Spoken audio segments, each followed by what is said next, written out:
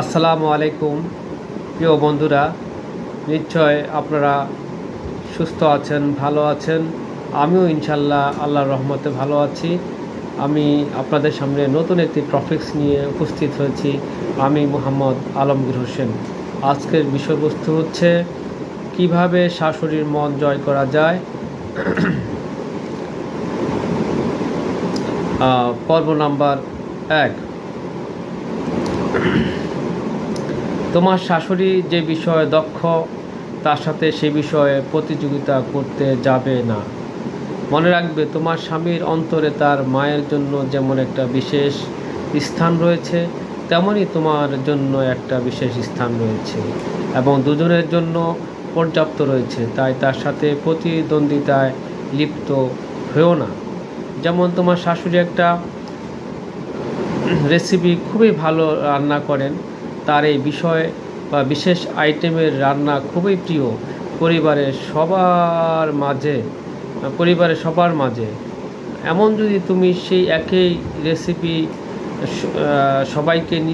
সবাইকে নিজের রান্নার দক্ষতা দেখাও এবং তোমার রান্না তোমার শাশুড়ির চাইতে ভালো হওয়ার কারণে সকলের প্রশংসা কুড়াও, তাহলে তোমার শাশুড়ি তোমার প্রতি হিংসা করতে শুরু করবে। তুমি তাকে ছাড়িয়ে গেলে এটা হতে পারে, আবার এ বিশেষ আইটেম রান্না হালকা দক্ষতা দেখালেও এমনটা হতে পারে। এভাবে কিছু করে বসলে তোমার শাশুড়ি সংকীর্ণতা অনুভব করবে। অর্থাৎ সহজ কথায় বলার চেষ্টা করি, তোমার শাশুড়ি বিশেষ একটা আইটেমে খুব দক্ষ এবং এই বিশেষ আইটেমের তার সকল পরিবারের সদস্য তাকে উপাধি দেয় যে সে যেমন ধরেন বিরিয়ানি খুব ভালো রান্না করতে পারে। এখন তুমি যদি তোমার শাশুড়ির সাথে প্রতিযোগিতায় জড়িয়ে যাও যে তুমিও সেই বিরিয়ানি রান্না করে তোমার শাশুড়ির থেকে ওভারটেক করে যেতে চাও যে আমার রান্নাটা তোমার চাইতে বেশি প্রিয়, তো সেটা করতে কখনোই যাবে না।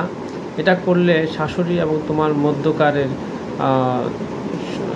দুজনের মধ্যে সংকীর্ণতা অনুভব হবে এবং দূরত্ব সৃষ্টি হবে। এটা কখনই করা যাবে না।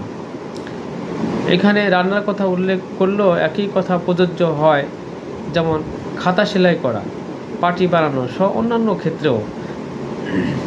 তোমার ব্যক্তিগত সব বিষয় তার কাছে জানাবে না, বিশেষ করে দাম্পত্য সমস্যাগুলো তাকে অবশ্যই জড়াবে না। তোমার শাশুড়ির সামনে তোমার স্বামীর সমালোচনা করবে না বা তার কাছে অভিযোগ করবে না, অন্যথায় তোমাকে এমন প্রতিক্রিয়া দেখতে হতে পারে যার আশা তুমি মোটেও করোনি। কারণ তিনি অনুভব করবেন তুমি তার একটা প্রিয় অংশকে অপমান করছো, আর তখন তার চোখ তোমার সম্মানে লোপ পাবে। তোমার স্বাতন্ত্র্য বজায় রাখো। তোমার স্বামী তার বাবা মার সাথে তাদের বাড়িতে পুরো সময় কাটালেও তার কাছে কম মনে হবে, কিন্তু তোমাকে এই বিষয়ে সামাল দিতে হবে যেন এই ক্ষেত্রে সীমাতিক্রম না হয়। এজন্যই তোমার শ্বশুর শাশুড়িকেও তোমার বাড়িতে দাওয়াত করবে, আর যখন তারা আসবেন তখন তাদেরকে খুশি ও আনন্দের সাথে বরণ করে নেবে। তোমার শাশুড়ি আত্মমর্যাদা যেন আঘাত না লাগে সেটা খেয়াল রাখবে। তিনি যেন মোটেই এটা মনে না করেন যে প্রথমে তো তুমি তার ছেলেকে তার থেকে ছিনতাই করে নিলে, এখন তার স্বামীকেও তোমার দলে ভিড়াতে চাচ্ছ। এজন্য বড়দের আত্মমর্যাদার আঘাত করা থেকে বিরত থাকবে। তাই কখনো তার সামনে তোমার স্বামীর সাথে হালকা রসিকতা বা মজাও করবে না। আর তোমার স্বামীর কাছে তুমি কতটা ভালোবাসা পাও তার আলোচনাও তার সাথে করবে না।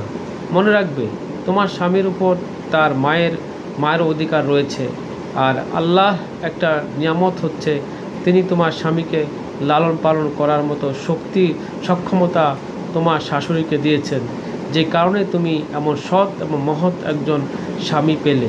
তাই তোমার কর্তব্য হচ্ছে সারা জীবন তোমার শাশুড়ির কৃতজ্ঞতা আদায় করা, কারণ তোমার উপর তার অনেক অনুগ্রহ রয়েছে, কেননা তুমি তার জীবন দিয়ে গড়ে তোলা সন্তানকে বিয়ে করেছ। তোমার মনে থেকে শাশুড়ির সম্পর্কে নেতিবাচক যে ধারণা আছে তা ঝেড়ে ফেলো শাশুড়িকে নিজের মায়ের মতো মর্যাদা দাও। ভুলে যেও না, শাশুড়িদের সম্পর্কে মেয়েদের মন বিগড়ে দিয়েছে টিভি চ্যানেলের সিরিয়াল নাটক, যে কারণে নববধূরা তাদের শাশুড়িদেরকে একরকম শত্রু ভেবে নেয়। তোমার ও তোমার শাশুড়ির মধ্যে যা কিছুই হয় তার সবটাই তোমার স্বামীকে বলতে যেও না। যদি কোনো কথা কাটাকাটির কারণে তোমার চোখ থেকে অশ্রু ঝরতে দেখে, সে আর তোমাকে এই বিষয়ে কথা বলতে জোর করে, তাহলে তখনই বলবে যখন তোমার স্বামীর অন্তর তোমাকে বোঝার মতো পরিস্থিতি থাকবে। তোমার স্বামীকে উৎসাহ দাও, সে যেন তার মায়ের সাথে সদাচরণ করে। তাকে উৎসাহ দিয়ে তার মায়ের সাথে সাক্ষাৎ করতে পাঠাও। তোমার স্বামী মাকে যা কিছু দেয় তাতে তুমি নাক গলাতে যাবে না। তোমার সন্তানদেরকে তাদের দাদিকে সম্মান করা শেখাও, তার কথা মানতে শেখাও, আর দাদিকে দেখাতে যাওয়ার অভ্যাসটা তৈরি করে দাও। কখনো নিজেকে এমন অবস্থায় নিয়ে যাবে না যেখানে তোমার স্বামীকে তোমার ও তার মায়ের মধ্যে একজন বেছে নিতে হয়। এই চিত্রটাই সিরিয়াল নাটকে সবচেয়ে বেশি তুলে ধরা হয়। আর এমন পরিস্থিতি স্ত্রী তার শাশুড়ির মধ্যে হিংসা উতলে দেয়। তাকে সুন্দর শব্দ সম্বোধন করো, যেমন মা। যখন তুমি সফরে থাকো তখন শাশুড়ির জন্য একটা ছোট উপহার নিয়ে আসো, তাহলে তিনি মনে করবেন তুমি বুঝি পুরো দুনিয়াটাই তার সামনে এনে দিয়েছ। তো বন্ধুরা, আজকে এখানে আপনাদের সামনে থেকে বিদায় নিচ্ছি। যে ভিডিওটা অনেক বড় হয়ে যাচ্ছে, অবশ্যই কি বোঝানোর চেষ্টা করছি বুঝতে পারছেন। প্রিয় বন্ধুরা, সবসময় মনে রাখতে হবে যে তুমি যেই ঘরে যেই স্বামীর বউ হয়ে গেছো, সে কিন্তু তোমার মায়ের মতো, সে তো একটা সন্তানের মা। তো তুমিও তো এক সন্তানের আরেক মায়ের সন্তান। তাহলে তুমি